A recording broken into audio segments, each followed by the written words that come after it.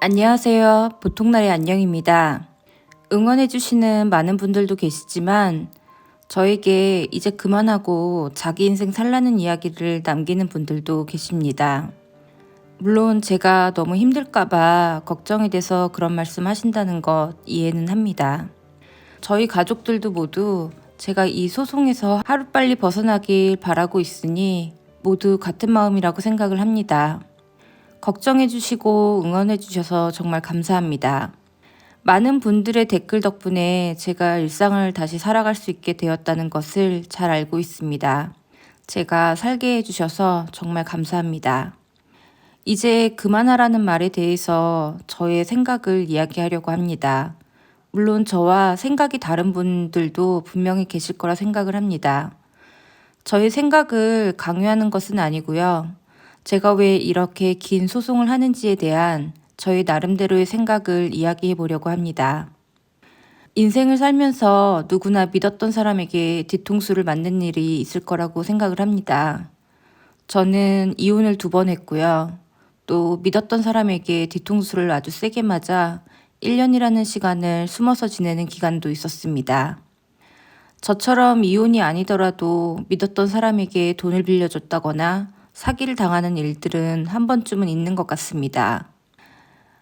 믿었던 사람, 특히 나와 하나의 공동체가 되었다고 생각하고 모든 것을 준 사람의 뒤통수 치는 사건은 정말 정신을 못 차릴 정도로 셌고 세상을 다 잃은 것 같은 충격을 안겨줬습니다.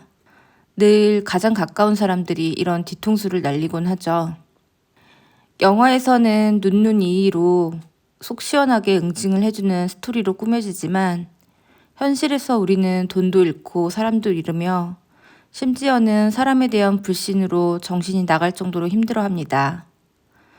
주변 사람들은 피해자를 위로하기는커녕 등신이라고 비난을 일삼죠. 왜 속았냐고 하면서 피해자 잘못을 지적합니다. 나에게 상처를 준 사람에게 말 한마디 못하고 사건을 피하는 것으로 우리는 그 일들을 조속히 마무리해버립니다. 그리고 빨리 새로운 삶을 시작하라고 합니다. 제가 이런 일에 휘말려 들었을 때 가족들은 돈도 필요 없으니 모두 버리고 나오라고 했습니다. 물론 그때는 제 몸이 너무 많이 아팠을 때이니 가족들도 내가 싸울 수 없을 거라고 생각을 했습니다. H도 같은 생각이었을 것입니다. 저에게 이혼소장을 보내면 제가 겁을 먹고 합의를 해서 자신이 원하는 대로 이혼을 할 수 있을 거라 계산을 했을 것입니다. 그것을 잘 알고 있기에 나를 위해서 저는 물러서지 않기로 했습니다. 이것이 저를 사랑하지 않는 것으로 보이나요?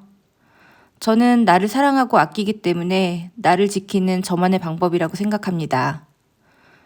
첫 결혼에서 실패한 뒤 저는 학자금 대출을 갚으면서 석박사를 공부하고 직장 생활을 병행하면서 정말 알뜰살뜰 모으고 모은 돈 1억, 그리고 부모님이 밤샘 장사를 하면서 번 돈, 그리고 결혼 생활을 하면서 악착같이 일을 해서 모은 정말 그 피땀 눈물이 모두 녹아들어간 것을 버리고 나오라니 전 도저히 버릴 수가 없었습니다. 누군가 저에게 그런 댓글을 남기더군요. 당신은 자신보다 물질을 더 중요하게 생각한다고요.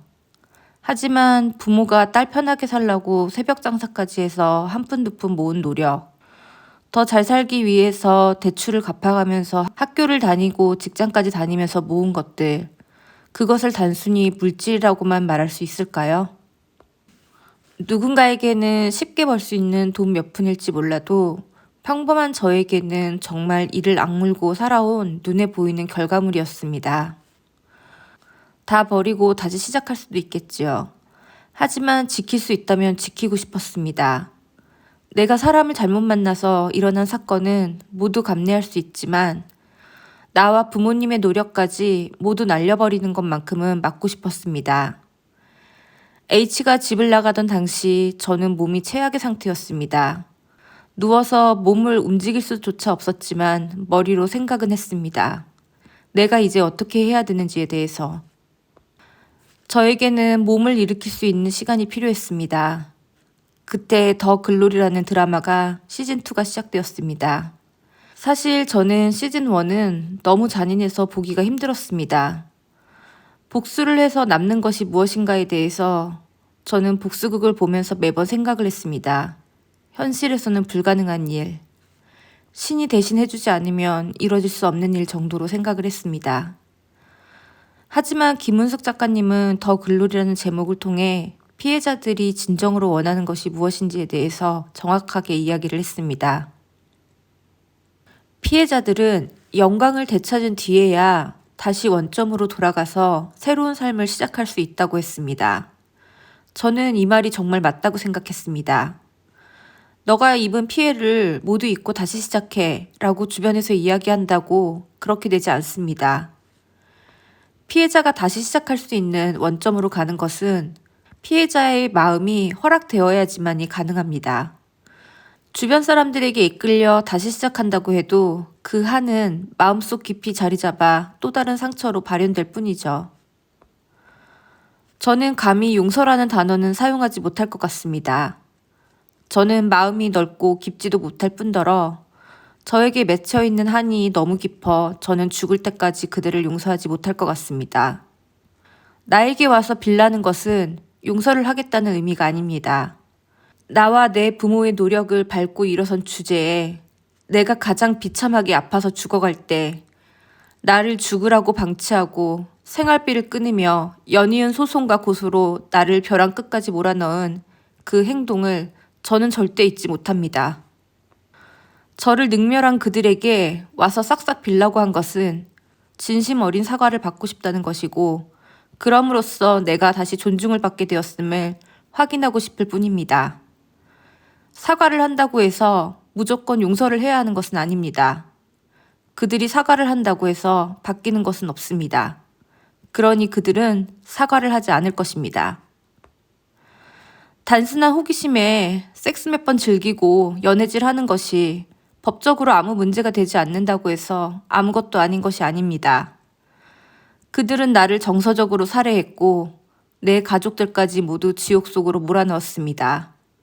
지난 1년 반 동안 나는 내가 살고 있는 현실이 지옥이라는 것을 처절하게 경험했습니다. 다시 일어서기 위해 미친년처럼 발버둥을 쳤고 저는 이제 겨우 다시 일어났습니다. 나는 아직 아무것도 시작하지 않았는데 왜 유튜브에 얼굴 들이밀고 눈물 콧물 질질 짜대는지 어이가 없었습니다. 저에게 이제 자신을 아끼고 돌보며 자신의 인생을 살라고 하지 말아주세요.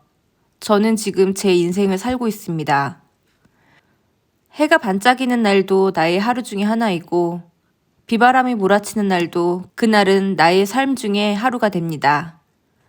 저는 그저 비바람이 몰아치는 제 삶의 일부를 지금 잘 살고 있습니다. 폭풍이 몰아치는 날씨에도 따뜻하게 웃을 수 있는 시간이 있는 것처럼 저에게도 날마다 행복한 시간들이 있습니다. 제가 좋아하는 음악을 듣고 순이와 낮잠을 자고 식물들을 돌보며 웃기도 하고 많은 분들이 남겨주시는 댓글에 감동을 받기도 합니다. 저의 모든 시간이 불행할 거라고 생각하신다면 절대 그렇지 않습니다. 다른 사람들처럼 똑같이 살고 있습니다. 이 사건이 아니었어도 삶을 살면서 누구에게나 걱정거리도 있고 신경 쓰이는 일들이 있을 것입니다. 저에게도 누구에게나 있는 그런 신경 쓰이는 일 중에 하나일 뿐입니다. 경찰서를 드나들고 연이은 소송과 고소를 경험하면서 저는 게임 속 캐릭터처럼 다음 단계로 넘어갈 때마다 점점 강해지고 있습니다. 1년이 넘는 소송이 힘들지 않냐고요? 저 이제는 힘들지도 않고 겁나지도 않습니다. 제가 처음 상담을 했을 때 많은 변호사들이 이 소송은 꽤 오래 갈 것 같다는 이야기를 많이 했습니다. 길게 하면 5년까지도 한다고 하는데 저는 처음부터 길게 보고 조급해하지도 않으며 천천히 가려고 마음을 먹고 시작했습니다. 소송을 하도 이것저것 많이 하다 보니 떨리거나 긴장되는 일도 없고 이제는 내 생활의 일부가 되었습니다. 정말 익숙해져서 정말 괜찮습니다. 소송에 이겨야 한다고 목매달고 안달복달하면 힘들고 지쳐서 살기가 힘듭니다. 하지만 전 아예 그런 생각을 하지 않습니다. 왜냐면 저는 제가 이길 걸 알고 있기 때문입니다. 저는 이길 것입니다. 그리고 저는 강해졌어요. 저는 지금 제 삶을 살고 있고 이게 저를 지키는 방법이며 이것이 저를 사랑하는 저만의 방법입니다.